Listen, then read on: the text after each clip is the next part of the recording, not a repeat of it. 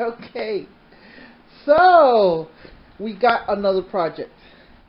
This one here is a stand-up chest freezer, somewhere around I think 25 cubic inches, and so we have to, as you see, we don't have that much counter space, so we're going to do a table that will slide over this chest freezer.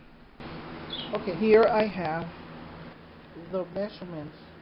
Some of them I wrote on the piece itself. Now I got these measurements, and this is the first layer in a multi-layer, or 1 and 2, possibly even a third one. So now we cut the plywood with a hole in the middle that will inlay. So now it looks like that. So now we're playing with the idea of whether or not we want to do another surface to make this even to this, or to here, or leave it like this so that it has this looking like it's resting on top. So we'll be back with another update.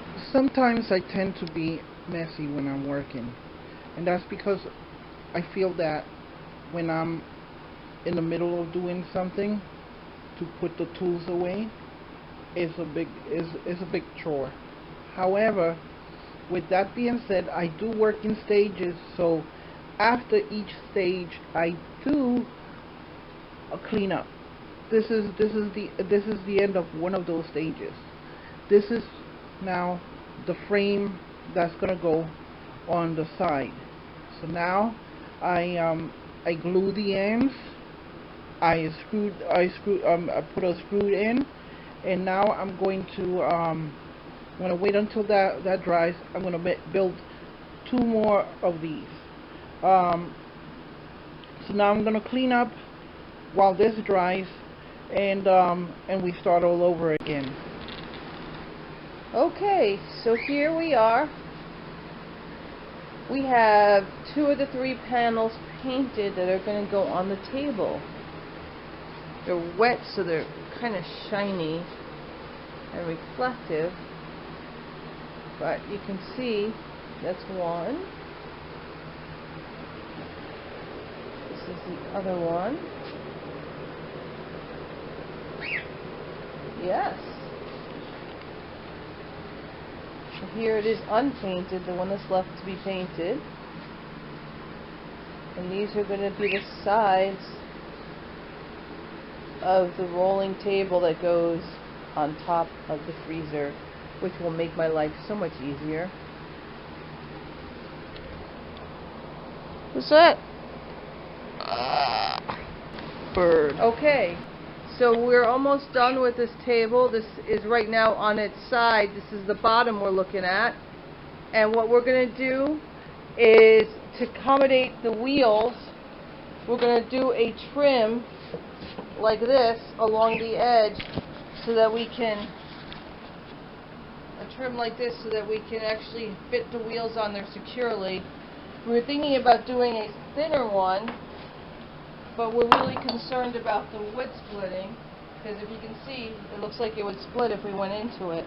And this would have been the right size and it would have worked, but yeah, I can't here. But it looks like it would have split. So we're going to go with the bigger size instead, so that we can actually hold the wheels on pretty snugly.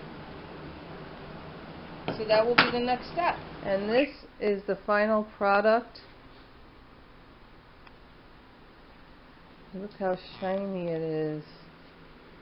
Ooh. Nice tabletop. Look, it lines up evenly with the counter. It's all even and nice. Ooh. Pikachu approves. And Very this pretty. is how it works. You take this. And it slides out, and then you have access to the freezer.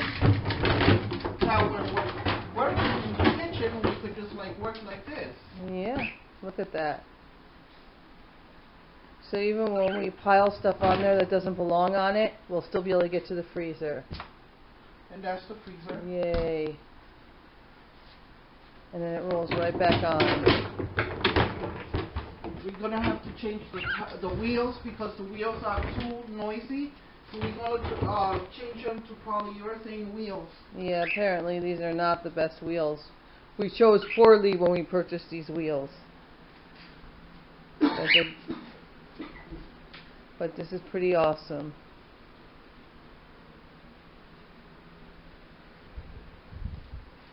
Oh yeah, it took Marie weeks. She's glad to be done. So is Pikachu. It took about, what, 3 weeks? Yeah. Something like that. And the reason it took 3 weeks was because I needed to get the way that it nested inside the device. It needed to nest perfectly. No rubbing, no extra space. And I had very specific tolerances, so that way it would just, including the wheels. So now, when we go look for for a set of polyurethane wheels, they're gonna have to be exactly the same size because there's no room. There's No room for it to go up or down. no room. Yes, I could have, and then the mere fact that it has that opening in the back presented yet another challenge because of the stability of the other three panels. So I had to come up with a way. Did we photograph that? A way to secure this instead of putting a number of screws across with glue, because there's water in the area. I had to also use materials that were waterproof.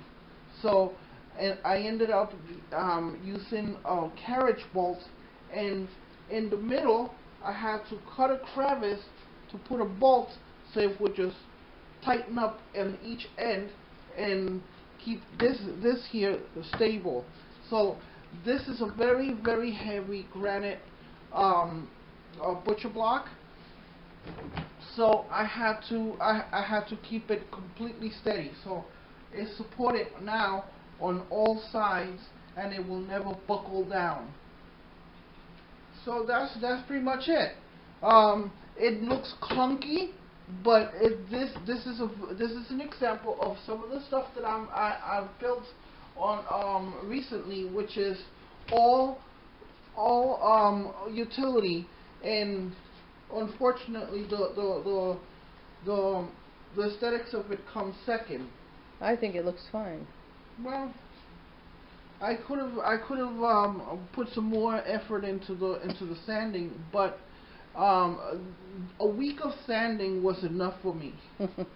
And I have all the sanding machines, and this is using 7 different types of sanding machines, plus sanding by hand. So I got tired of sanding. It looks a little bit wavy and all that because I had to use fiberglass again for the waterproof factor. Using if I could, if it was up to me, I would have used a complete panel made out of fiberglass. But we don't have many vendors in the surrounding cities. We don't have a place where I could go and say, hey, give me a 4x4 panel of fiberglass. I would have to make it. And to make a panel of fiberglass, you need a very straight surface. I don't have the surface that would have been needed to make a fiberglass panel of that magnitude. So this is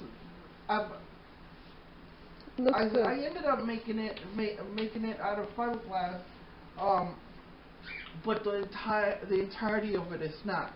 It's just the top level over here, and then to make it even is a whole different story. It looks good. Well, so that's it. Remember to keep following us. We still got a lot of videos coming up. Be on the lookout for our welding video. I think that's gonna be a very awesome one, because we don't have the amperage in the house that is needed to run a welder. So I got a solution. So keep tuned. Bye.